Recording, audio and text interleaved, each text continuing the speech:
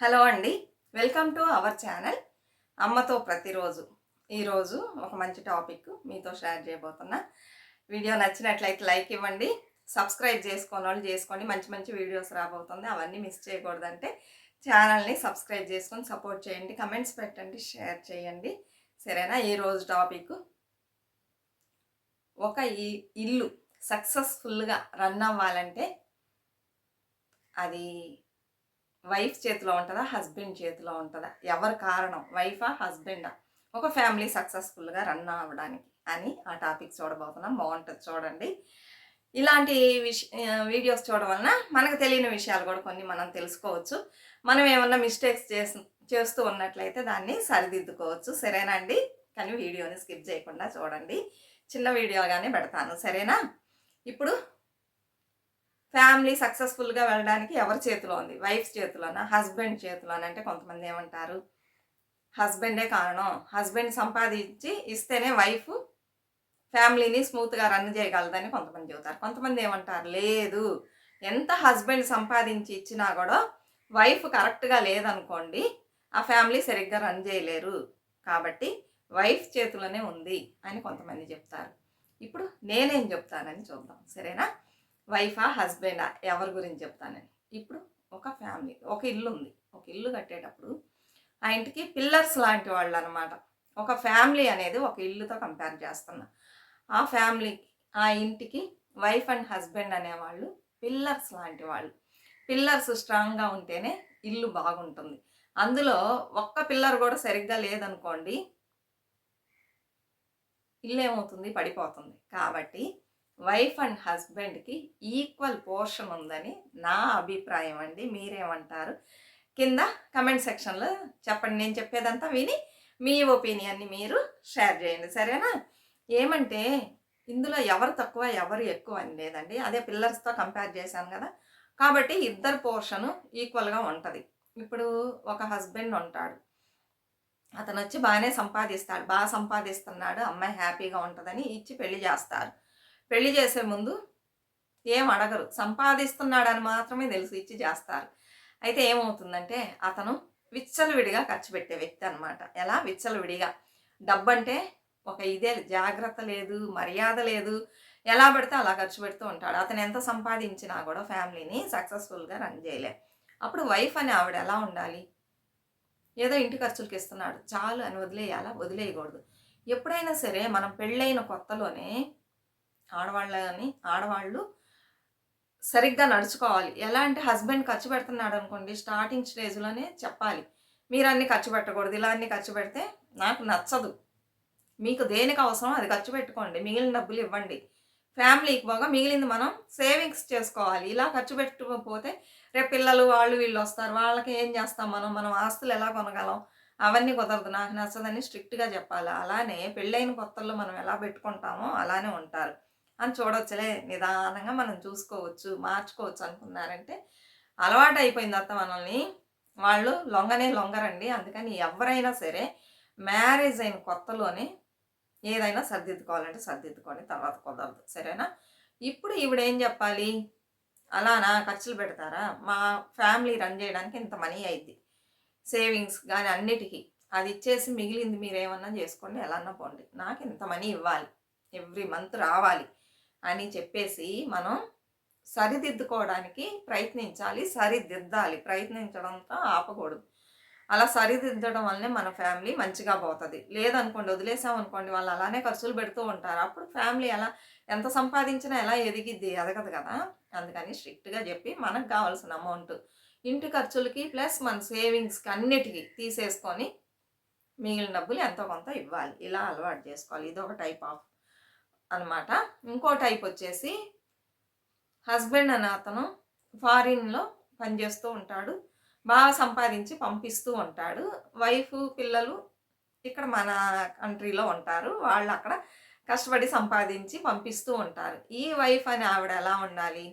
అతను సంపాదించి పంపిస్తున్నాడు. ఆ మనీని మనం ఎలా చేసుకోవాలంటే జాగ్రత్త చేసుకోవాలి.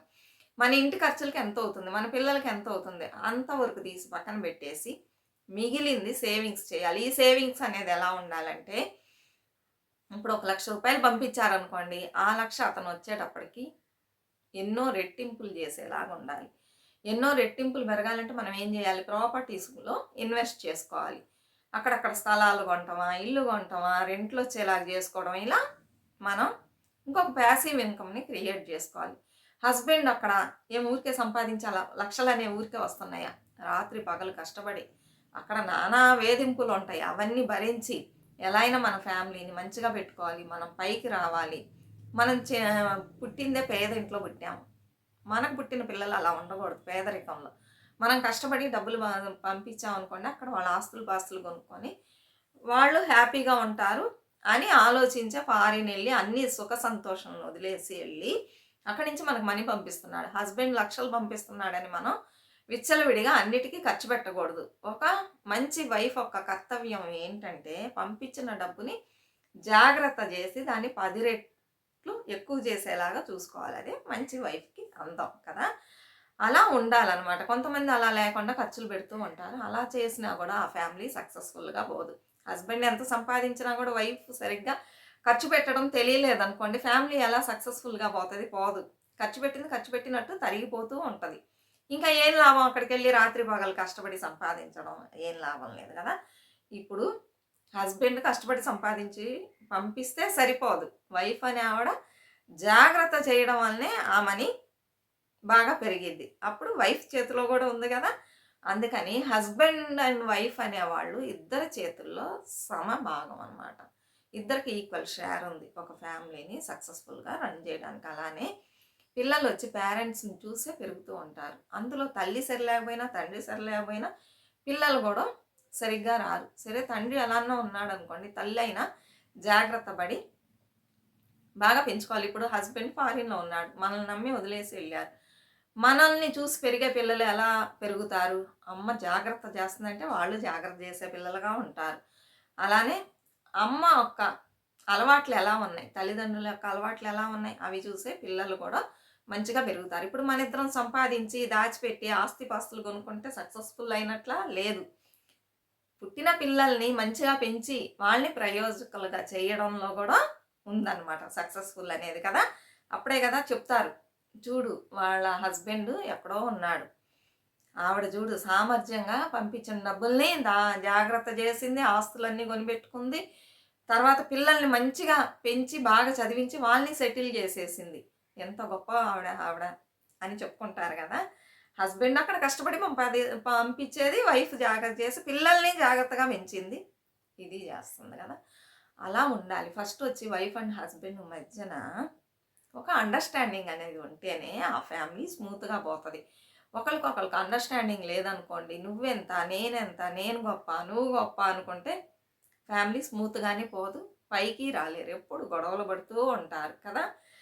ఇలాంటి గొడవలు లేకుండా ఒకళ్ళనొకళ్ళు అర్థం చేసుకొని, ఇద్దరు ఆ ఇంటి కోసం ఎప్పుడైతే ఇద్దరు ఆ ఇంటి కోసం పాడుబడి, శ్రమపడి, కష్టపడి అన్నీ సమకూర్చుకొని పీస్‌ఫుల్ లైఫ్‌ని ఏర్పరచుకుంటారో అప్పుడే ఆ ఫ్యామిలీ సక్సెస్‌ఫుల్‌గా ఉంటదండి. ఈ రోజుల్లో చూసారంటే చాలా మందికి ఒకళ్ళకొకళ్ళకి అండర్‌స్టాండింగ్ లేదు. వైఫ్ అండ్ హస్బెండ్ మధ్య గొడవలు. ఫస్ట్ అర్థం జేసుకోవాలి. ఇప్పుడేం చిన్న పిల్లలకి బాల్య వివాహాలు ఏం జేయట్లేదు గదా! 25 ఇయర్స్ వచ్చిన తర్వాతే చాలామంది ఇక్కడ చూసారంటే 25 ఇయర్స్‌లోనే మ్యారేజ్ జేస్తున్నారు. అప్పుడు మనకు బాగా మంచి మెచ్యూరిటీనే ఉంటది గదా! బాగా చదువుకున్నాం, నాలెడ్జ్ ఉంది, అన్నీ ఉన్నాయి గదా! ఇంకెందుకు కొట్టుకోవడాలు చెప్పండి?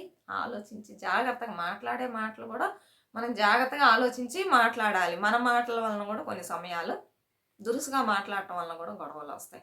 అలా రాకుండా ఒక ఫ్యామిలీ సక్సెస్‌ఫుల్‌గా ఉండాలంటే వైఫ్ అండ్ హస్బెండ్ యొక్క పాత్ర చాలా ఎక్కువ.